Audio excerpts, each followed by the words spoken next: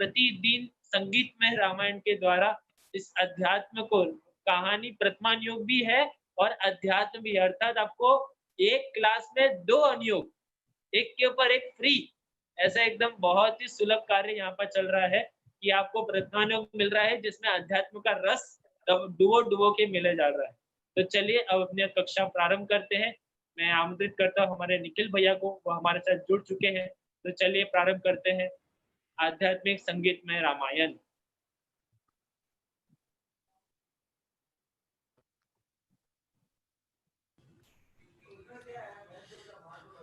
निखिल भैया आपको आवाज आ रही है? हाँ, आवाज आ रही है, मेरी आवाज आ रही है? हाँ, आपकी आवाज भी आने लगी। आपका सेटअप हो जाए तो कैमरा ऑन कर ले।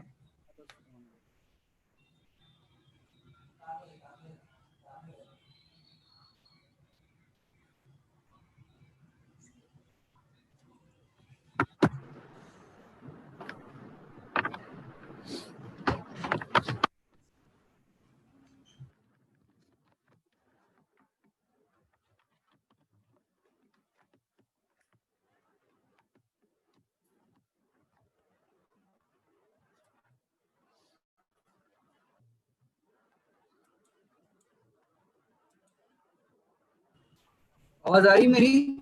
हाँ भैया, आरंभ कर सकते हैं।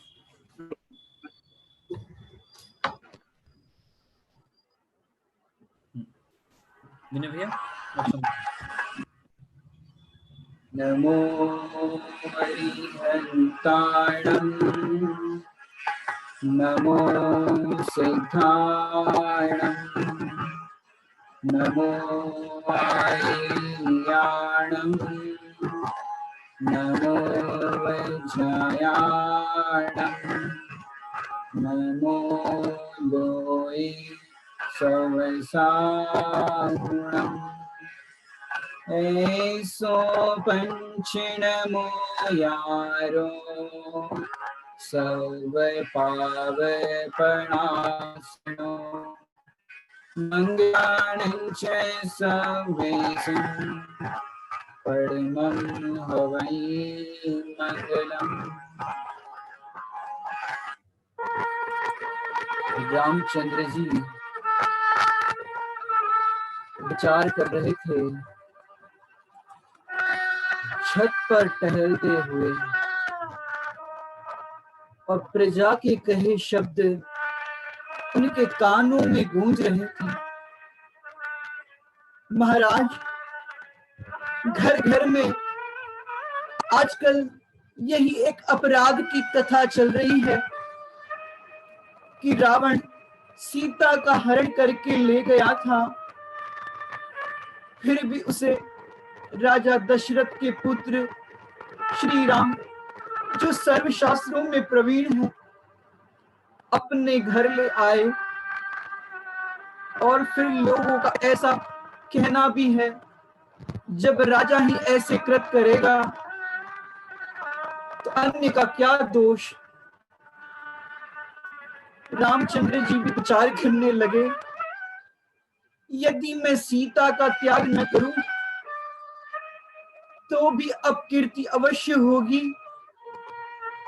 इस प्रकार राम को लोक अपवाद की भयंकर चिंता हो गई। ऐसा विचारते विचारते किसी तरह चित्त को स्थिर करके रामचंद्र जी ने द्वारपाल से कहा,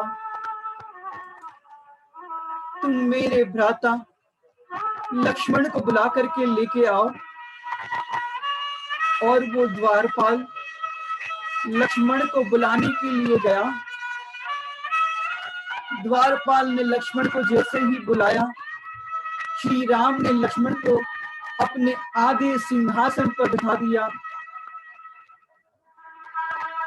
रामचंद्र जी ने उन्हें लोक अपवाद का पूरा वृतांत सुनाया और कहा कि यद्यपि सीता सती शीलवती तथा निर्मल चित्त है, परंतु उसे घर में रखने पर यह लोक अपवाद नहीं मिटेगा।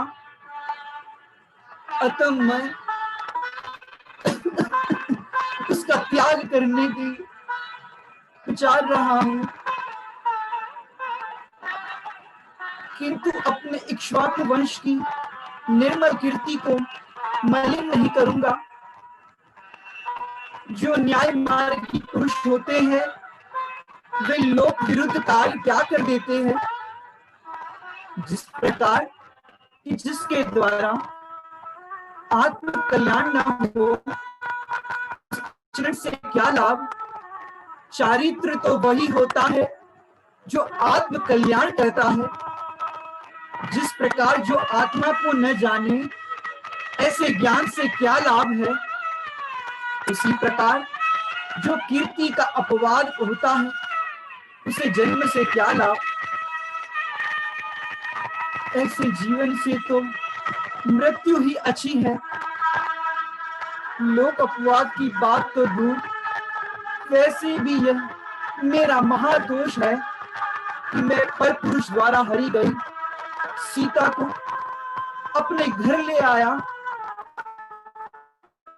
लक्ष्मण के बहुत समझाने पर भी जो सीता का त्याग दिए जाने के अपने निर्णय पर दृढ़ रहे।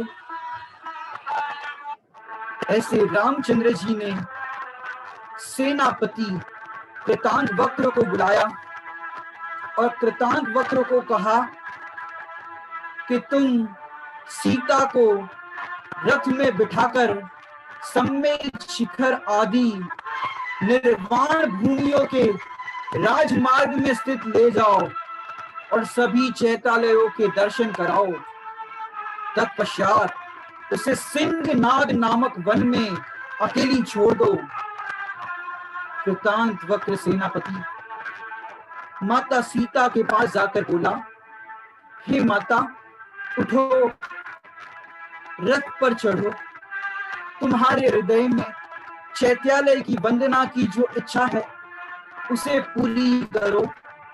और माता सीता रथ पर चढ़ने के लिए तैयार हो गई और उन्होंने अपने स्वामी रामचंद्र जी का आशीर्वाद लिया और उनसे आज्ञा ली कि मैं यहाँ से जाना चाहती हूँ। और फिर क्या हुआ। और फिर कृतांतवक्र सेनापति सीता जी को रथ में बैठा करके ले गए और रथ में बैठी हुई सीता मार्ग में पड़ने वाले नगरों, उद्यानों और तालाबों आदि को उत्सुकता से देखती जाती थी। और फिर सेनापति ने रथ की गति बढ़ा दी, रथ को तीव्र गति से दौड़ाया और इसी प्रकार चलते हुए गंगा नदी आ पहुंची। पवन के समान वेगशाली वे घोड़े गंगा नदी के उसी तरह पार कर गए जिस तरह की साधु सम्यक दर्शन के सारपूर्ण योग संसार को पार कर देते हैं। और फिर क्या हुआ। और एक घनघोर वहां पर जंगल आया। जंगल में बीहड़ पशु थे और ऐसा भयानक जंगल था। उसकी आवाज सुन करके सीता को डर लगने लगा। सीता माता ने कहा, घोड़ों को रोका जाए, रथ को रोको। और रथ को रोका गया।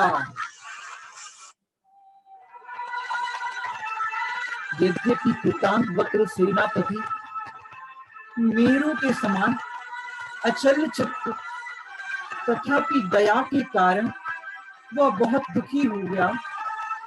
उसकी आंखों से आंसू निकलने लगे।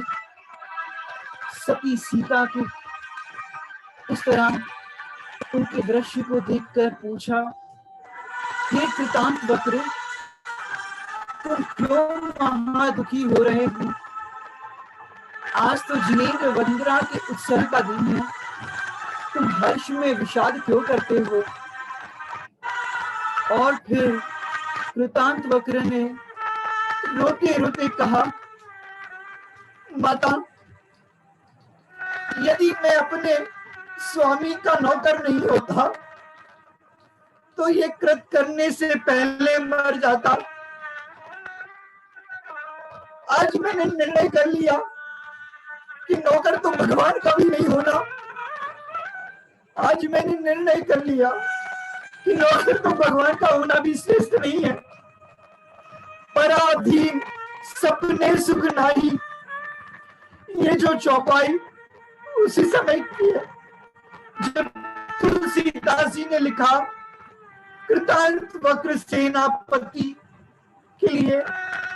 उस समय कृतांत वक्र सेनापति ने तुलसीदास जी की चौपाई के अर्थ में वहां पर लिखा नौकर तो भगवान का होना भी अच्छा नहीं है, क्योंकि आज भगवान राम ने ही ये कहा कि माता सीता को छोड़ करके आओ, पर मैं कर्तव्य के आगे विवश हूं। माता सीता ने कहा पहेलियां क्यों बुझाते हो, साफ साफ कहो। तब सेनापति रोता हुआ बोला माता, लोकवाद के कारण, क्योंकि तुम रावण के यहां रहकर आई हो, इसलिए तुम्हारे स्वामी ने निर्वासित कर तुम्हें वनवास दिया है। ये सुनते ही सीता मूर्छित हो गई, धरती पर गिर गई। घनघोर जंगल में जिसके गर्भ में दो दो बालक पल रहे हो, बिना कुछ बात के दोष के सिद्ध हुए बिना कोई किसी को ऐसे कैसे दंड दे सकता है। कृतांत वक्र ने माता सीता पर प्रासुर जल डालकर उनके चेहरे पर जल डाला और माता सीता की मूर्छा धीरे धीरे दूर होने लगी। कहा नाजों में पली सीता आज जंगल में आ गई।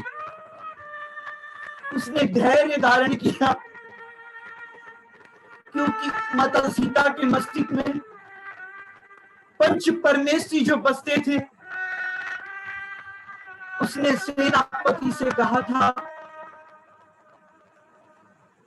तुम दुखी मत हो, तुमने वही किया जो तुम्हारे स्वामी का आदेश था।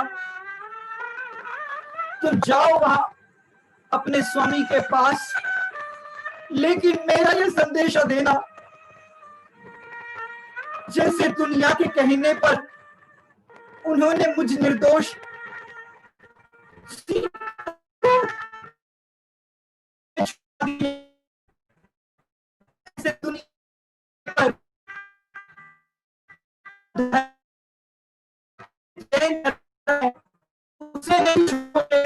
उसे नहीं छोड़ देना।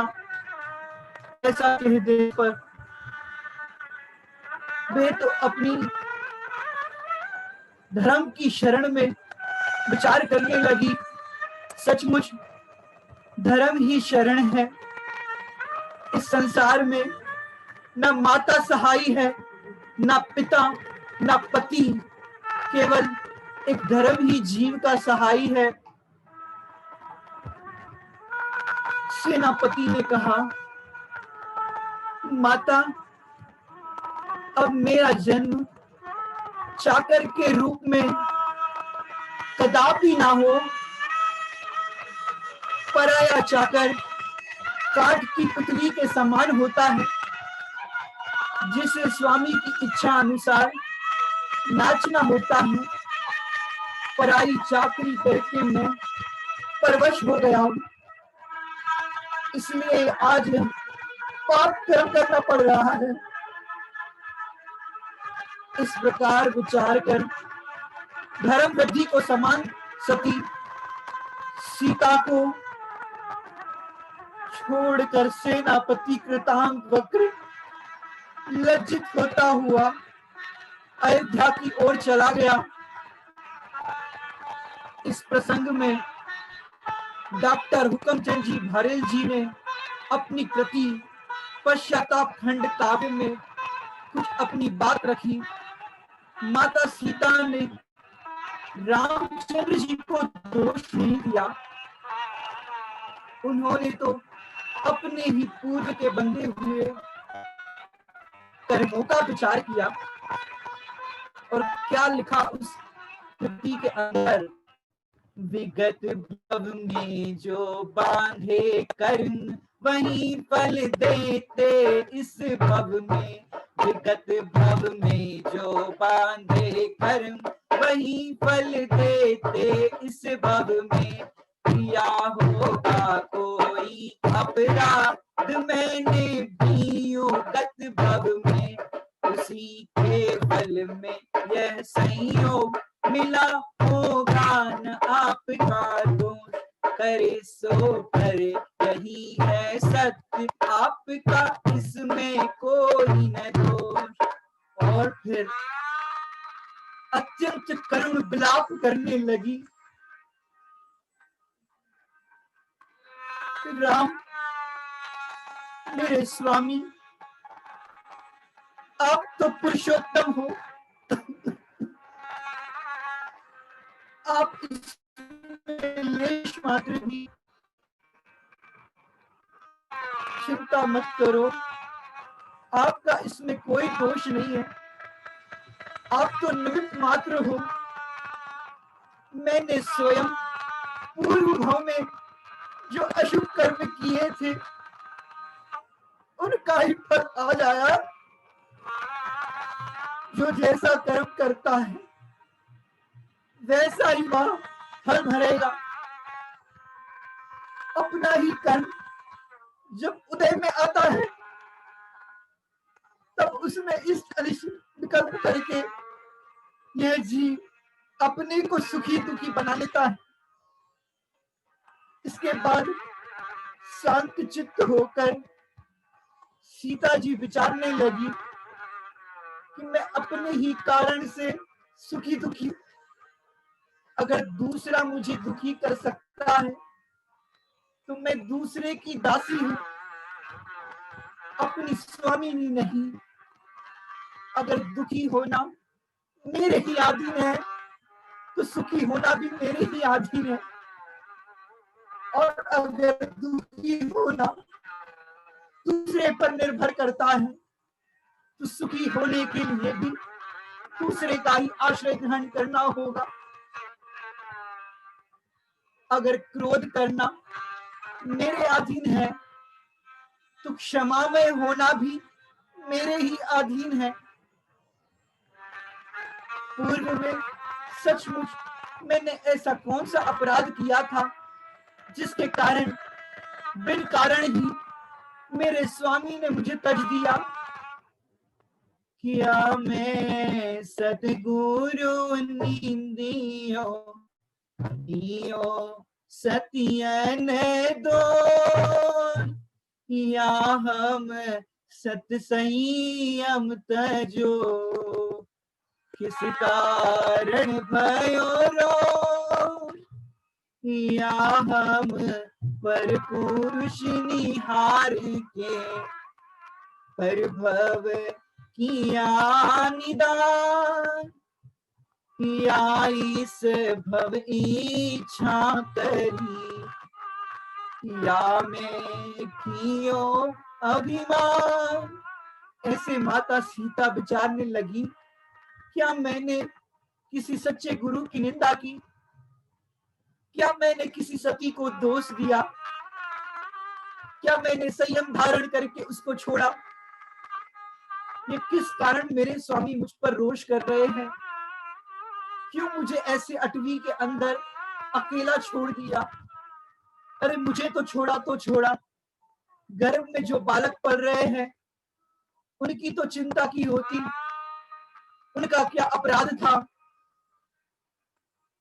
अगर मैं दुखी हूं अपने ही कारण से और सुखी हूं तो अपने कारण से, जब जीव को ऐसा दिखने लग जाए तब बाहर से भीतर की ओर मुड़ने का रास्ता और अंतरंग पुरुषार्थ हो सकता है। जब पानी का बहाव पहले बाहर की तरफ जा रहा था उसको भीतर की तरफ घुमा दिया। अब तो पानी अपने आप अपनी ओर एकत्रित हो जाएगा। इस प्रकार सती सीता कभी तत्व चिंतन करती और कभी पुनः विलाप करने लगती। संयोग की बात है, ज्ञानियों का शोक ज्यादा समय तक नहीं होता और भेद विज्ञान के बल पर पूर्व कर्म जो अशुभ बंधे थे उसकी भी निर्जरा होती है आंशिक रूप से। और फिर क्या हुआ, उसी समय पुंडरीक नगर का एक राजा जिसका नाम था वज्रजंग, जो हाथी को पकड़ने के लिए इसी वन के अंदर, सिंहनाद वन के अंदर वो आया और उसने माता सीता के रोने की आवाज सुनी और वो सशंकित हो उठा। राजा ने अपने सैनिकों से इसका कारण पूछा। उन्होंने राजा को सीता के समाचार मालूम करके दिए। राजा वज्रजंग पृथ्वी पर प्रसिद्ध एक उत्तम राजा था और सम्यक दर्शन रूपी अनुपम, अविनाशी, अमूल्य, सुखदायक एवं निर्मल रत्न से शोभित था। सच है, जिस जीव के सम्यक दर्शन होता है उसके गुणों का विकास होता ही होता है। और राजा वज्रजंग ने सीता के पास जाकर कहा, बहन, वह व्यक्ति वज्र समान कठोर हृदय वाला और अत्यंत नासमझ मालूम पड़ता है, जिसने तुझे ऐसे निर्जन वन में छोड़ दिया। सीता ने रोते रोते बताया, हे राजन, मैं राजा पुत्र और विद्याधर राजा महामंडल की बहन और राजा दशरथ की पुत्र वधू हूं। मेरा नाम सीता है। दुष्ट चित्त लोगों ने यह अपवाद फैलाया कि सीता को रावण हर कर ले गया था, फिर भी राम ने उसे अपने पास लाकर घर में रख लिया। राम तो महाविवेकी, धर्मशास्त्रों में प्रवीण तथा न्यायवंत है। मैं गर्भवती हूं। मेरे मन में जिनेंद्र देव के चैत्यारोह की वंदना करने का भाव था। मेरे स्वामी ने मेरे साथ जिनेंद्र देव की निर्वाण भूमि तथा अतिशय क्षेत्रों की वंदना करने की तैयारी की थी, लेकिन लोक अपवाद के कारण मुझे जंगल में छुड़वा दिया। राजा वज्रजंग ने राजा जनक की पुत्री जानकी को अति आदर पूर्वक धैर्य बंधाया और कहा, हे शुभमते, तुम जिन शासन में प्रवीण हो, शोक करके रुदन मत करो। तुम्हारे पति में देखी हो, मिथ्या दृष्टि जीवों के भांति बारंबार शोक करती हूँ। मैं पुंडरीकपुर का स्वामी वज्रजंग हूँ, महाशुभचारी सोमवंशी राजा द्विरवाहन की रानी सुबंधु का पुत्र हूँ। हे बहन, शोक का त्याग करो, क्योंकि उससे कोई कार्य सिद्ध नहीं होता। मेरे साथ पुंडरीकपुर चलो। मुझे विश्वास है कि तुम वहां रहोगी तो पश्चाताप से आकुल हुए राम फिर से तुम्हारी खोज करेंगे। राजा वज्रजंग ने सीता के लिए तुरंत ही एक पालकी मंगवाई और फिर सीता उस पर आरूढ़ हो गई। 3 दिन में वे उस भयंकर वन को पार करके आगे चली और फिर राजा की आज्ञा के से सीता का आगमन के समाचार सभी को पहुंचा दिए और सभी उनका आदर करने के लिए नगर के द्वार पर और वहां पर सब इकट्ठे हो गए। और फिर क्या हुआ, सीता पालकी से उतरकर जिन मंदिर में गई, जिस प्रकार भाई भामंडल सीता का सम्मान करता था, उसी प्रकार वज्रजंग ने भी सीता का आदर किया। और फिर परिवार, समस्त व्यक्ति और समस्त रानियां भी सीता की सेवा करने लगी। उधर कृतांत वक्र सेनापति रामचंद्र जी के पास पहुंचने ही वाले थे और वो अयोध्या में पहुंच गए और फिर अपने स्वामी से कहा, मैं आपकी प्रिया को आपके कहे अनुसार सिंहनाद वन में छोड़ करके आया हूं। अपूर्वोपार्जित कर्म ही उसका सहायक है। ये प्रभु, सीता ने आपके लिए एक संदेशा भेजा है। रामचंद्र जी बोले,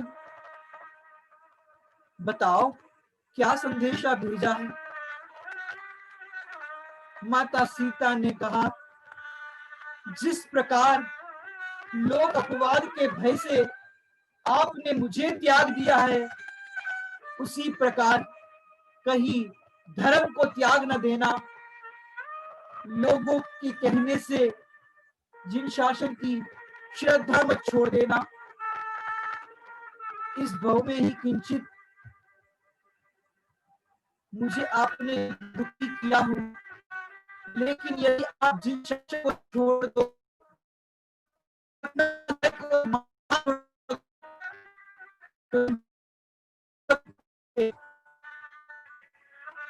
इस जीव को लोक में वैभव, रत्न, स्त्री, वाहन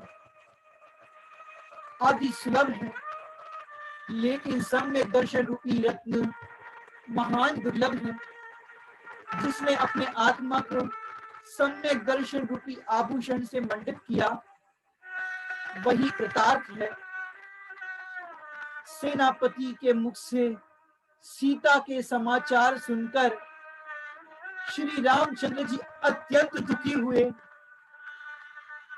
वे सोचने लगे कि देखो, मुझ मूर्ख ने दुष्टों के ऐसे वचन सुनकर इस प्रकार सीता को ऐसे अटवी के अंदर छोड़ दिया। और फिर इस प्रकार सोचकर रामचंद्र जी भी मूर्छित हो गए।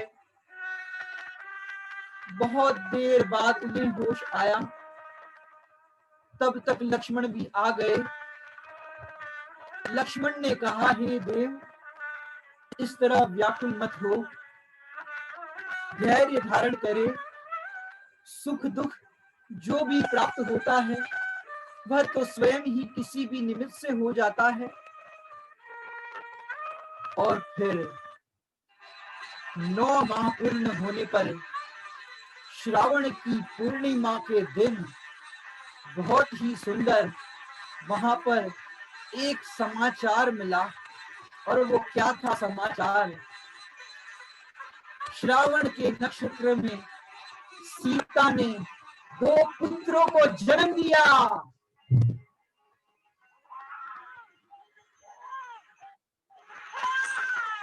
दोनों पुत्र इतने सुंदर थे, उसे देख करके सबका मन मोह लेते थे। और फिर बच्चों को देख करके राजा वज्रजंग बहुत प्रसन्न हुए और उनके जन्म की पुंडरीकपुर की समस्त प्रजा ने उनके जन्म की बहुत खुशियां मनाई। राजा वज्रजंग ने भी नगर में बहुत उत्सव किया और दोनों पुत्र देखने में बहुत ही सुंदर थे। दोनों पुत्र का धीरे धीरे माता पालन पोषण करने लगी और माता उसको दिल शासन की लोरियां सुनाती थी। बालक धीरे धीरे वृद्धिंगत होने लगे।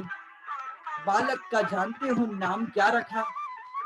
एक पुत्र का नाम रखा अनंग लवण तथा दूसरे पुत्र का नाम रखा मदनांकुश। माता के हृदय को आनंदित करने वाले वे दोनों बालक क्रम से वृद्धि को प्राप्त होने लगे और अपनी भोली भाली मुस्कानों और मनोहर क्रियाओं से वे सभी के चित्त को हर लेते थे। इस तरह कालक्रम अनुसार वे दोनों सुंदर बालक विद्या ग्रहण करने के लिए अपने गुरु के पास आश्रम में गए। वे दोनों सुंदर बालक कुछ ही काल में विद्या अर्जन करके सर्व शास्त्रों और शस्त्रों में पारंगत हो गए और लवण और उसको अपन संक्षिप्त में कहे तो अनंग लवण और मदनांकुश को लवण और अंकुश दोनों कुमार के युवा होने पर राजा वज्रजंग को उनके विवाह करने का विकल्प उत्पन्न हुआ। सो प्रथम ही उसने अपनी लक्ष्मी नामा रानी से उत्पन्न शशि चूला नाम की पत्नी को अन्य 32 कन्याओं को लवण के साथ देने का निश्चय किया, किंतु दोनों कुमारों का विवाह उत्सव एक साथ ही देखना चाहता था, इसलिए उसने दोनों के लिए सोचा था। लेकिन अंकुश के लिए पृथ्वी के ऊपर राजा पृथु की पुत्री कनकमाला उसको मांगा, परंतु राजा पृथु इस प्रस्ताव से क्रोधित होकर कहा, अज्ञात कुल शील वाले को मैं अपनी कन्या कैसे दे सकता हूँ। और फिर राजा वज्रजंग ने पृथु पर चढ़ाई कर दी और फिर राजा वज्रजंग पर चढ़ाई करने पर लवण और अंकुश को पता चला कि यह युद्ध हमारे निमित्त से हो रहा है, तो युद्ध की इच्छा रखने वाले वे दोनों भाई युक्तिपूर्ण वचनों से माता को समझाया। माता कह रही थी, तुम्हारा युद्ध में जाने का अभी समय नहीं हुआ, किंतु उनके युक्तिपूर्ण वचनों से माता को समझाकर फिर माता की आज्ञा लेकर ये दोनों भाई स्नान भोजन आदि से निवृत्त होकर मन वचन काय से उन्होंने पंच परमेष्टि का स्मरण किया, क्योंकि पंच परमेष्टि हमारे सर्वोत्कृष्ट है। एक पंच परमेष्टि की भक्ति करते हैं वो भगवान के समीप जिन मंदिर के अंदर लवण और अंकुश कैसी भक्ति करते हैं, हम तो यहाँ पर अपने भाव व्यक्त कर रहे हैं। पंच परम परमेष्टि भगवन हो, परम परमेष्टि भगवन है जिसके रखवाले, ऐसा धर्म है मेरा, ओ ऐसा धर्म है मेरा। पंच परम परमेष्टि भगवन हो, पंच परम परमेष्टि भगवन है जिसके रखवाले, ऐसा धर्म है मेरा, ओ ऐसा धर्म है मेरा। कुंद कुंद योगिंदु देव है हो, कुंद कुंद योगिंदु देव है जिसके पालनहारे, ऐसा धर्म है मेरा, हो ऐसा धर्म है मेरा।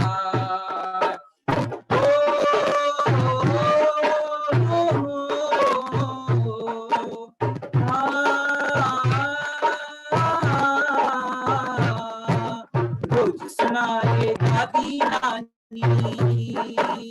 हो, रोज सुनाए दादी नानी वाली कहानी, ऐसा धर्म है मेरा, ओ ऐसा धर्म है मेरा, ऐसा धर्म है मेरा, ओ ऐसा धर्म है मेरा।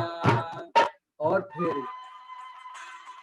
वे अपनी बड़ी सेना लेकर के युद्ध करने के लिए आगे जा पहुंचे और पांचों परमेश्वर का स्मरण करके वो पृथु को अपने युद्ध के लिए आमंत्रित किया।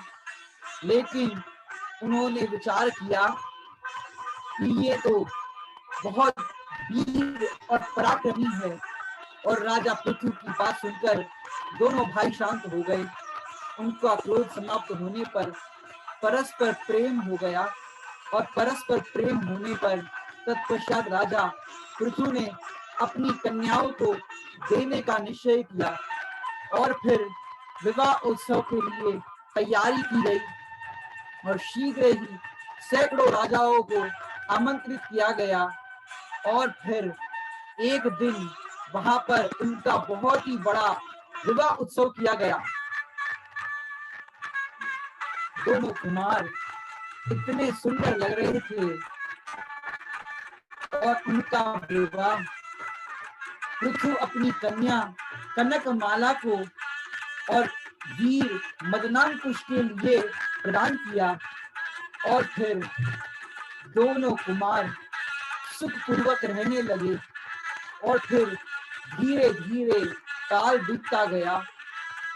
एक दिन अयोध्या के अंदर धीरे धीरे काल बीतता गया, अनेकों राजाओं को वे परास्त करते गए, और फिर एक दिन राम और लक्ष्मण के साथ भी इनका युद्ध होना निश्चय हुआ। और फिर लवणांकुश दोनों युद्ध के लिए बराबरी के जवाब राम लक्ष्मण को दे रहे थे। वे दोनों जानते नहीं थे कि ये मेरे पिताश्री और दूसरे मेरे काकाश्री है। और फिर अपनी भुजाओं से एक के बाद एक सैनिकों को परास्त करने लगे, और युद्ध चलता गया। और फिर नारद ने उन दोनों भाइयों को राम लक्ष्मण का सारा वृतांत सुनाया। लवणांकुश को बताया कि ये जिससे आप युद्ध कर रहे हो, ये और कोई नहीं, आपके पिताश्री और आपके काकाश्री है। इस पर अंकुश फिर बोला, हे स्वामी, राम ने सीता को भयंकर वन में त्याग कर अच्छा कार्य नहीं किया। यह कुलवंतों की रीति नहीं। लोग अपवाद को दूर करने को और अनेक उपाय हो सकते थे, फिर भी ज्ञानी जीव अविवेक पूर्ण कार्य किया। और अंकुश ने तो इतना ही कहा। किंतु लवण ने पूछा, आप यह बतलाओ, अयोध्या यहाँ से कितनी दूर है? और फिर युद्ध के अंदर उन्होंने एक तीर उनके चरणों में भेजा और नमस्कार के रूप में प्रकट किया। और फिर आगे क्या होता है? धीरे धीरे काल बीतता गया, और फिर दोनों शांत चित्त हो गए। माता के पास गए और माता को कहा, माता, आज जानती हो मेरा युद्ध किसके साथ था? अयोध्या के राजा श्री राम यानी हमारे पिताश्री। माता को सांत्वना देकर विनय पूर्वक प्रणाम किया। तत्पश्चात अयोध्या नगरी और वहां पर सबको समाचार मिल गया इस बात का, इनका युद्ध उन्हीं के पुत्रों के साथ हुआ था।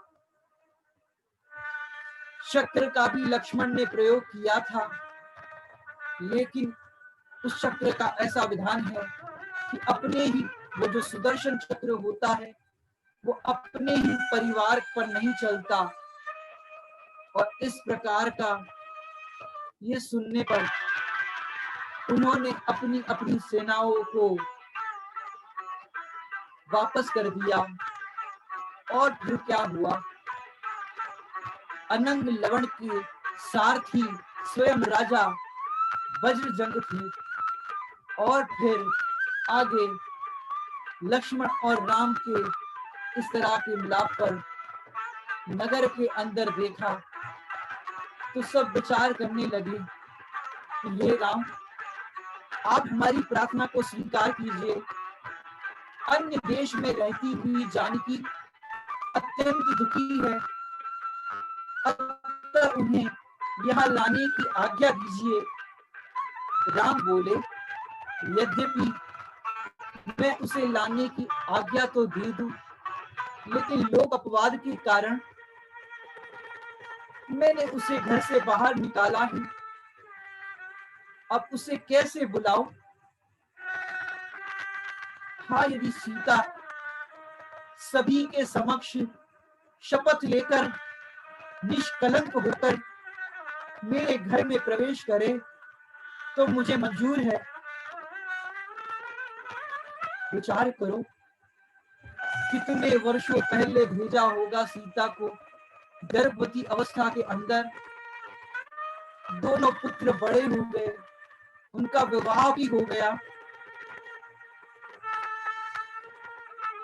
राम की आज्ञा से भामंडल, विभीषण, हनुमान, सुग्रीव आदि राजा आकाश मार्ग से माता सीता और उनके दोनों पुत्रों को लेने गए।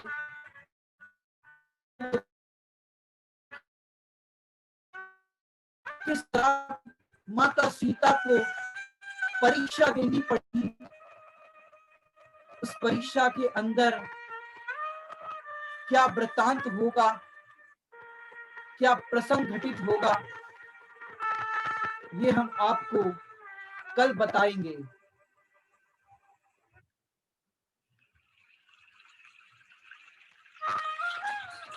ओम नमः सिद्धेश्वर।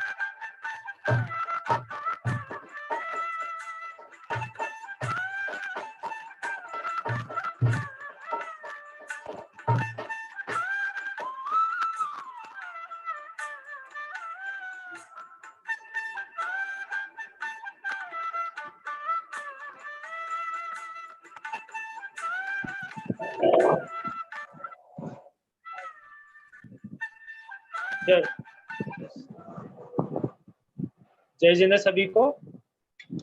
अब आज का हमारा प्रसंग यहीं पर संपन्न होता है। आज तक हमारी जो कहानी थी वो इस बात पर पहुंची है कि सीता माँ जब वापस आएंगी तो उन्हें शपथ के तौर पर क्या परीक्षा देनी पड़ेगी, वो परीक्षा किस बात की होगी, किस तरह की होगी, और उस परीक्षा में आखिर होगा क्या। जैसे एक बालक अपने परीक्षा के लिए बहुत उत्सुक होता है, लेकिन ये परीक्षा वैसी परीक्षा नहीं है। ये परीक्षा एक अलग तरह की परीक्षा है जिसे सीता माता को देना ही पड़ेगा, और दिए बिना पुनः उनका नगर में जो लौटना है वह असंभव सा है। तो देखते हैं कल हम क्या परीक्षा होने वाली है। तो आज के हमारे प्रसंग में से हमें अनेक प्रश्न मिले हैं, उनमें से मैं 5 प्रश्न आपके सामने खड़ा करता हूँ। 5 प्रश्न के उत्तर आप सभी के सामने, आप सभी में से विभिन्न विभिन्न लोगों को हम चांस देंगे। आप उस प्रश्न का उत्तर यहाँ बता सकते हैं। सर्वप्रथम आपका प्रश्न है कि सती सीता को वनवास कौन लेकर गया था? वह कौन था जो सती सीता को वनवास लेकर गया थे?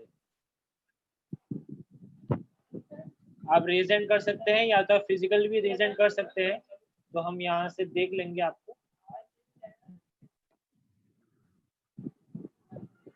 चलिए,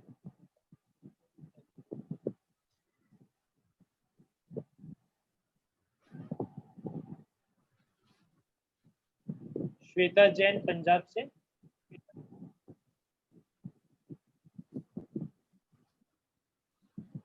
आपको मैंने अनम्यूट किया है, आप कर सकते हैं। हाँ जी, हाँ जी। कृतांत वक्र सेनापति था जो माता को रथ पे बिठा के लेके गया था, समेत शिखर आदि तीर्थों की यात्रा करके फिर वो वन में छोड़ के आया था। बहुत सुंदर, आपका उत्तर बिल्कुल सही है, बिल्कुल सही। चलिए, तो हमारा पहला प्रश्न का उत्तर हमें एकदम सही सही मिला है। हम द्वितीय प्रश्न पे चलते हैं। दूसरा प्रश्न आपके लिए यह है कि सती सीता ने अपने पति के लिए, मैं इसको ऐसा पुनः प्रश्न करता हूं कि पत्नी सीता ने अपने पति के लिए क्या आदेश दिया था, क्या वचन कहे थे, वो आपको यहाँ पर बताना है। क्या संदेशा भेजा था? जो हर बार रहते हैं उनका तो हाथ ऊपर ही, मैं चाहता हूँ कोई नया कोई उत्तर देना चाहे। बहुत ही संक्षिप्त में उत्तर था, बहुत छोटा सा उत्तर था।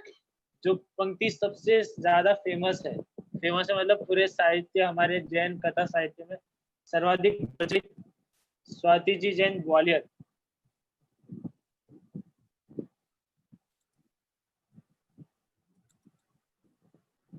आपको मैंने अनम्यूट किया है। जय जिनेन्द्र भैया जी। हाँ, आपकी आवाज आ रही है।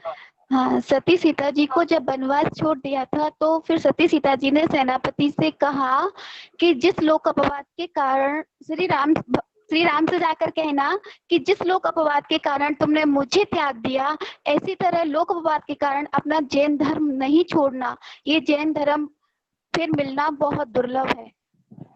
बहुत बहुत सुंदर उत्तर है आपका कि जिस लोकापवाद के कारण आपने मुझे छोड़ दिया है, ऐसे ही लोकापवाद को सुनकर आप कहीं धर्म को ना त्याग देना, धर्म को ना छोड़ देना, यह संदेशा उन्होंने कृतांत सेनापति के द्वारा अपने पति के लिए भेजा था। बहुत सुंदर उत्तर है आपका। द्वितीय प्रश्न का उत्तर भी हमें सही मिल गया है। चलिए आगे बढ़ते हैं। तो वह कौन सा राजा था जिसने सती सीता को वन में ढूंढा था, मतलब पाया था? राजा का नाम क्या था? और साथ ही में आपको नगरी का नाम भी बताना है, राजा एवं नगरी का नाम। और किसी को आधा उत्तर आता है तो वो भी बता सकते हैं। मैं पूछ रहा हूँ जितेंद्र जी हरावत रिसोड, मेरे फुआ जी से। फुआ जी इसलिए नहीं, उन्हें आता उत्तर आता है। ब्रजधन राजा। बहुत बढ़िया। नगरी का नाम? नगरी का नाम नहीं, नगरी का नाम याद नहीं आ रहा। ध्यान तो है। हाँ बढ़िया, ठीक है। तो हमें आधा 50% उत्तर सही आया है, वज्रजंग राजा। बहुत सुंदर प्रकार से। और कोई नगरी का नाम बताना चाहेगा? जसवंती जी जैन। चलिए,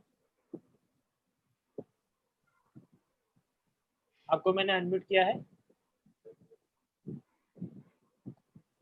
सिंगवान वन, नहीं, मंदर वन। राजा कहाँ के थे? राजा मंदर वन के थे ना? ब्रजधन।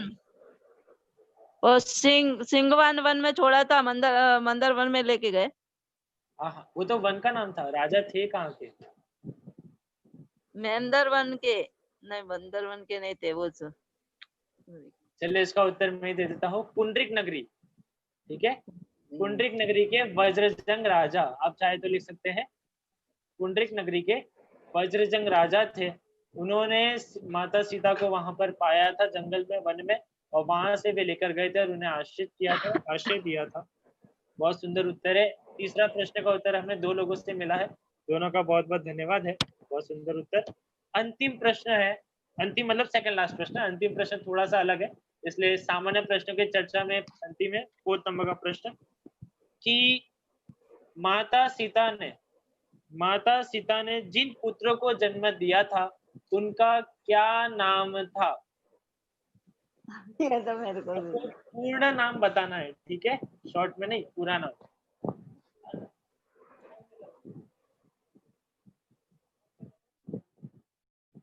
चलिए, कौन बोलना चाहेगा? हाँ, बहुत सारे हमारे हाथ उठ रहे हैं। निशान भैया ट्राई करना चाहोगे?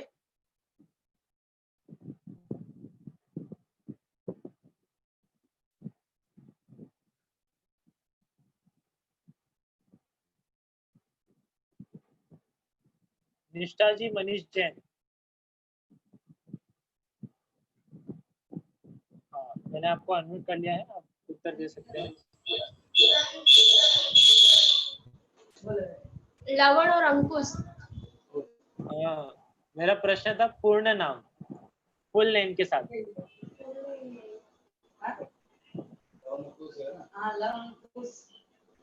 लवण और अंकुश। इसके ऊपर भी एक पूरा नाम है।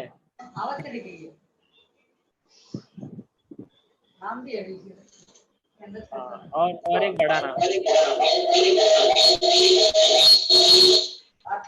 आपने अच्छा ट्राई किया। हम और किसी को उत्तर आया? गलत नहीं है, गलत बिल्कुल भी नहीं है, लेकिन उत्तर भी पूर्ण भी तो नहीं है। ठीक है, चलिए और कौन बताना चाहेगा? हाँ, संपत भैया। अनंग लवण और मदनांकुश। फिर से एक बार कहेंगे? अनंग लवण और मदनांकुश। बहुत बढ़िया। यदि इसका शॉर्ट फॉर्म होता तो क्या नाम आएगा? इसका इन दोनों नामों का शॉर्ट फॉर्म हो जाए तो थोड़ा छोटा। हाँ, लवण।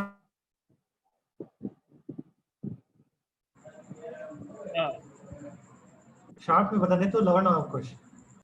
बहुत बढ़िया। चलिए, संपत भैया ने हमारा उत्तर पूर्ण दे चुके हैं कि उनके पुत्रों का नाम था अनंग लवण और मदनांकुश, जिसको यदि और छोटा कर दे तो वो हो जाएगा लवण और अंकुश, और जिसको और छोटा कर दे तो हो जाएगा लव और कुश। तो इस प्रकार से यहाँ पर जो 4 सामान्य प्रश्न थे वो सब आ चुका है, और एक अंतिम प्रश्न थोड़ा सोच विचार का है। आपको सोचना पड़ेगा, उसमें आपको उत्तर, आपका प्रश्न थोड़ा उल्टे तरह का है, तो उत्तर भी मुझे चाहिए कि आप थोड़ा सोच कर दें। ठीक है, तो जिस समय माता सीता को, सब ध्यान देना, ठीक है, सभी का ध्यान यहाँ पर होना चाहिए। जिस समय, प्रश्न ध्यान से, जिस समय माता सीता को वन में छोड़ा था, तब वन में विचारते वक्त माता सीता ने वनवास होने का, ठीक है, वन में जो आने का, द्वितीय बार जो वन में वे आए, तो इस द्वितीय बार वन में आने का दोष उन्होंने किसके ऊपर डाला? प्रश्न मेरा ध्यान से पुनः एक बार बता देता हूँ। द्वितीय बार के वनवास में माता सीता ने इस वनवास के होने के कारण का दोष, दोषी कौन है, यह दोष उन्होंने किसके ऊपर डाला? आपके लिए मैं इसको 30 सेकंड का समय और दे सकता हूँ, आप सोच लीजिए अच्छे से, किसके ऊपर उसका दोष डाला?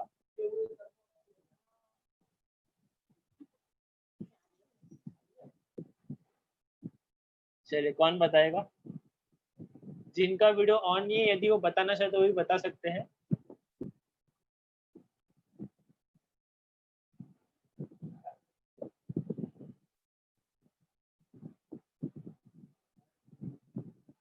चलिए,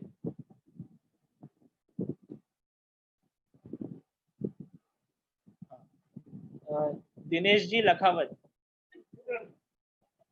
ये भी मेरे फुआ जी है, बड़े फुआ जी है, लेकिन मैं फुआ जी के तौर पर नहीं पूछूंगा, मैं तो एक कक्षा के समय पर पूछ रहा हूँ। फर्स्ट चांस से उन्होंने प्रथम बार वो उत्तर दे रहे हैं। हाँ, आवाज आ रहा है? हाँ हाँ, बिल्कुल आ रहा है। अच्छा, तो वो वापिस एक बार प्रश्न दोहराइए, मैं अनम्यूट करके था इसके लिए। ठीक है, आपके लिए पुनः प्रश्न कह देता हूँ। प्रश्न यह है कि जब माता सीता को वनवास हुआ था, ये द्वितीय बार जो वनवास चल रहा था, सेकंड टाइम जो वनवास उन्हें मिला, तो इस वनवास का दोष उन्होंने किसके ऊपर डाला? उन्होंने अपने ऊपर डाला था, खुद पे ही। ये दोष मेरा ही है सर। खुद के ऊपर ही ले लिया दोष?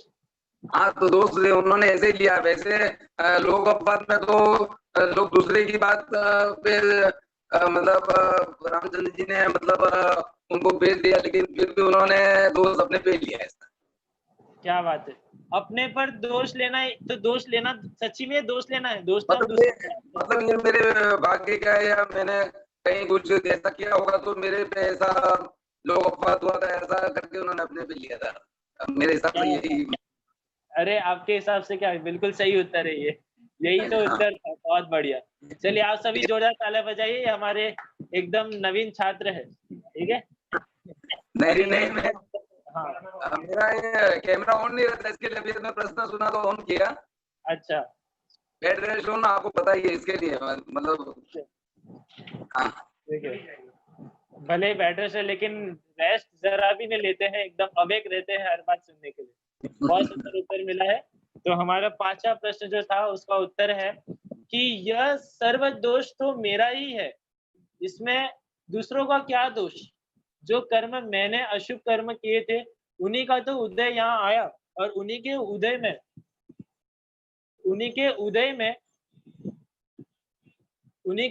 में मुझे ये फल मिला है। तो अब इसमें दोष किसका?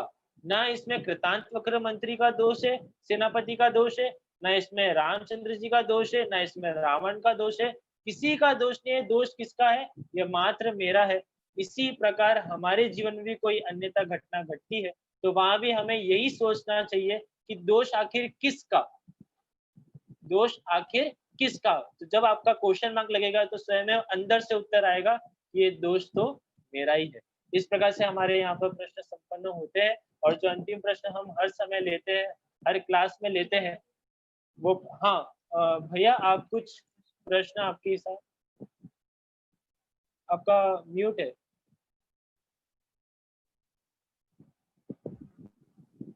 हाँ निखिल भैया। किसी को बतानी हो कि आज की ये कथा से हमें क्या शिक्षा मिली, क्या सीखने मिला, तो आप लोग में से कोई बताएगा, उसके बाद हम थोड़ा सा बताएंगे। कोई बताना चाहता है आज की कथा से क्या सीखने मिला या हमको क्या सीखना चाहिए इसमें से?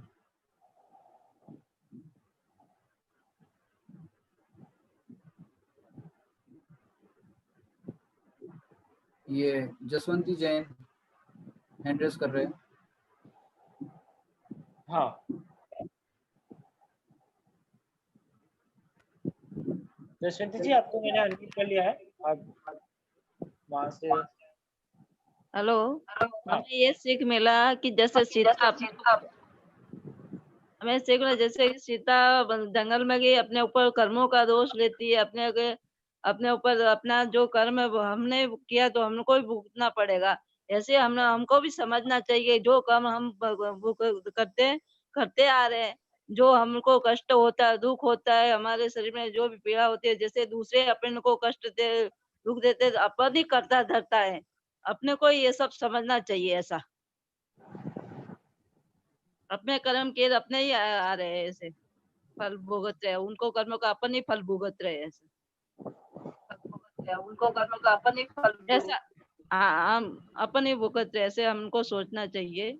ये हमने सब सुंदर सुंदर शिक्षा दी आपने कि जो कर्म है उसका फल हमें ही भोगना है। अब इसके अलावा और कोई सीख है तो आपको बताना है, ठीक है? प्रसंग तो प्रसंग कितना, 1 घंटे का प्रसंग में अनेक शिक्षा ले सकते हैं। और कोई ट्राई करना चाहेगा?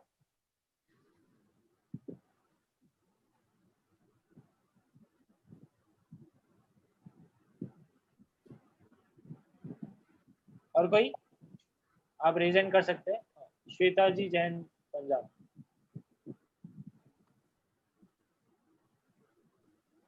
अनम्यूट करिए। हाँ बोलिए। हाँ जी, जैसे सीता जी ने बहुत ही सुंदर तरीके से ऐसे ये कहा था कि अगर दुखी होना मेरे अधीन है तो सुखी होना भी मेरे अधीन ही है, और अगर क्रोध करना मेरे अधीन है, क्षमावय होना भी मेरे अधीन है। तो ये बहुत ही सुंदर लाइंस थी जो हमें अपने शरीर जीवन में जरूर धारण करनी चाहिए। बहुत सुंदर, बहुत सुंदर। चलिए, तो एक और हमें शिक्षा मिली है कि यदि ये बुरा मुझसे हुआ है तो अच्छा भी करने का सामर्थ्य मुझ में है। सुंदर सुंदर। और कोई? ग्वालियर से बता रहे थे अभी, ग्वालियर से। ग्वालियर से स्वाति जी जैन, ग्वालियर।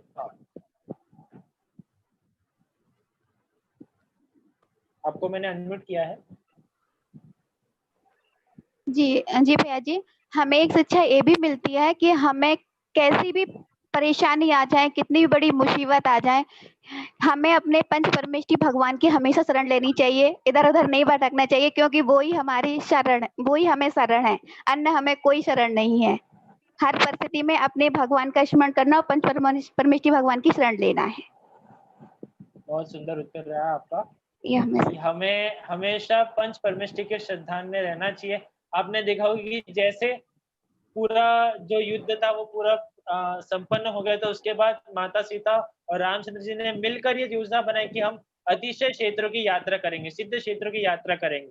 तो वो कार्य फिर पुनः जब वनवास होने के बाद माता सीता वज्रजंग के महल में गई, तो सबसे पहले मंदिर के दर्शन किए कि जहां भी मिले वहां भगवान को नहीं छोड़ना है, मतलब भगवान को नहीं छोड़ना। अपने परमेष्टि पंच परमेष्टि की आराधना में सदैव लगे रहना है, ऐसी शिक्षा हमें मिलती है। तो ऐसे हमें यहाँ पे 3 शिक्षा आज मिल गई। हमारे ही जो हमारे विद्यार्थी भी यहाँ हमारे शिक्षक है कि वो भी हमें कुछ न कुछ शिक्षाएं देते हैं। इस प्रकार से आप सभी भी शिक्षक है और हमारे सबसे बड़े शिक्षक निखिल भैया। इसमें एक शिक्षा अब थोड़ा सा उसमें थोड़ा मैं चेंज करना चाहता हूँ। जो अभी बताया था कि भाई हमारे ही कर्म का उदय है, जो आपने कहा था, लेकिन इसमें ऐसा है कि देखो 3 तरह के कर्म होते हैं, द्रव्य कर्म, भाव कर्म, और भाव कर्म। तो इस तरह के 3 कर्म जो होते हैं, उन 3 कर्मों के अंदर सबसे पहले भेद विज्ञान करना है हमारा 9 कर्म से।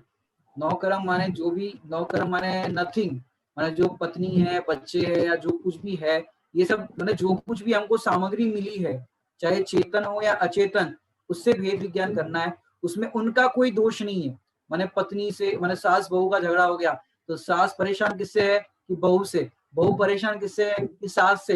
तो एक दूसरे को दोष देते हैं, इस तरह के पति पत्नी एक दूसरे को दोष देते हैं। तो पहले नंबर आपको भेद विज्ञान किससे करना है? 9 कर्म से भेद विज्ञान करना है। तो उसमें पहला भेद विज्ञान ये कराया कि रामचंद्र जी का कोई भी दोष नहीं है, रामचंद्र जी का किंचित मात्र भी दोष नहीं है। ये 9 कर्म से भेद विज्ञान हुआ। फिर दूसरे नंबर पर द्रव्य कर्म, माने जो 8 कर्म होते हैं वो, अब वो असाधा कर्म का उदय आया। तो सीता जी ने किस पे डाला कि विगत भाव में जो बांधे कर्म, मैंने पूर्व भाव में कर्म बांधे थे, उसका ये उदय आया है। तो उसने दूसरे नंबर पर द्रव्य कर्म पर दोष डाला, माने एक एक लहर आगे बढ़ते जा रहे हैं। वहां 9 कर्म से भेद विज्ञान किया, रामचंद्र जी का दोष नहीं है, कृतांग वक्र सेनापति का कोई दोष नहीं है। और फिर उन्होंने अपने द्रव्य कर्म, माने मेरे ही कर्म का उदय है।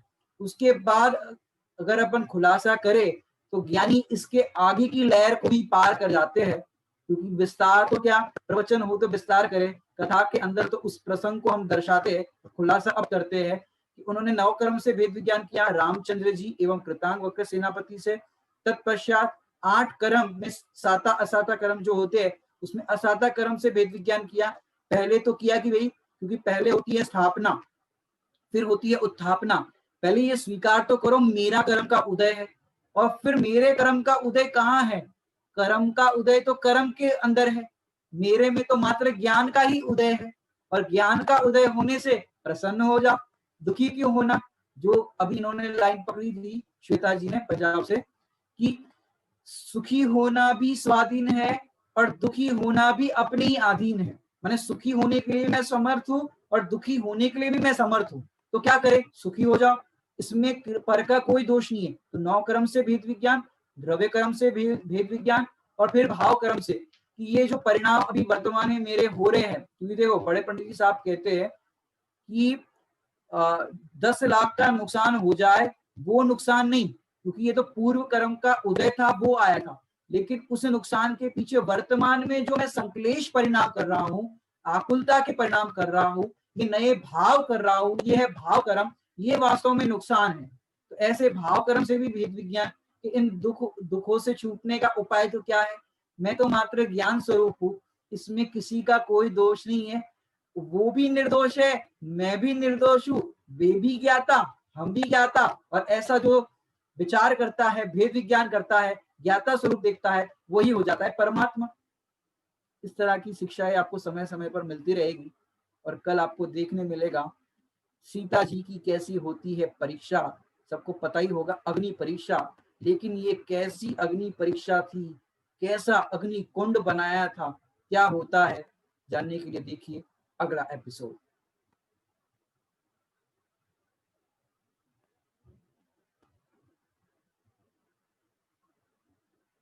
आज के पूरे प्रसंग में से क्या किसी को शंका तो नहीं है? यदि किसी को कोई शंका है तो वो यहाँ पर अपना स्पष्टीकरण कर सकते हैं। कोई भी प्रसंग के संबंध में, कोई कहानी के कोई बिंदु के संबंध में आपको कोई शंका हो तो आप पूछ सकते हैं। हमारे पास अंतिम 2 मिनट बचे हैं। चलिए, तो सभी यहाँ पर निशंकित अंग सहित लग रहे हैं, तो कोई शंका नहीं है किसी ये को भी। हैरावत जी बता रहे, हैरावत जी प्रश्न पूछ रहे क्या? हैरावत जी अभी हैंड रेस कर रहे थे। नहीं, वो क्लैपिंग किया उन्होंने, अनुमोदना थे उनकी। चलो, तो इस प्रकार हमारी आज की कक्षा यहीं पर संपन्न होती है। सभी को जय जिनेन्द्र। अंत में अरे क्या है कि मैं दिनों बाद ही आया हूँ, तो भैया की जिनवाणी स्तुति का लाभ लेंगे। चलिए।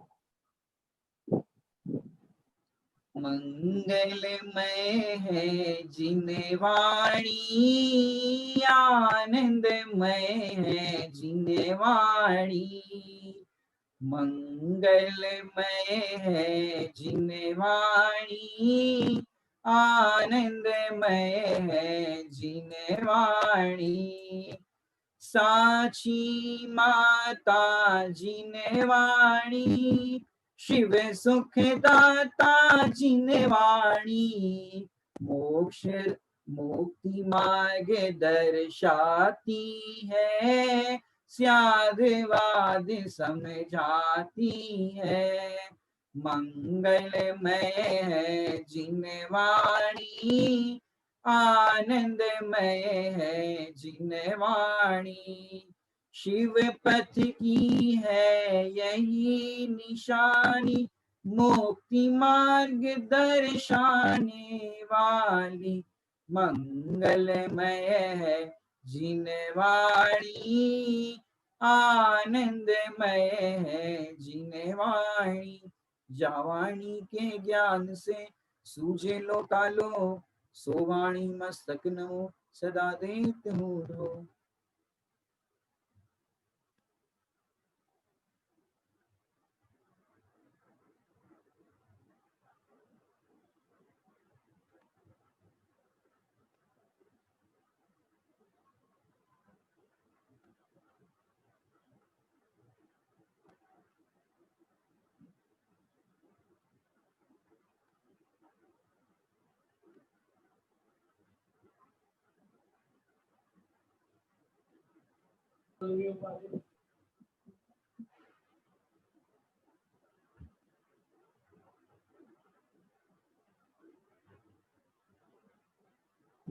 बोलो अनंत सिद्ध देव की, बोलो जिनवाणी माता की जय हो, बोलो दिगंबर की जय हो, बोले धर्म की जय। आज की कक्षा हमारी यहीं पर संपन्न होती है। सभी को सादर जय जिनेन्द्र।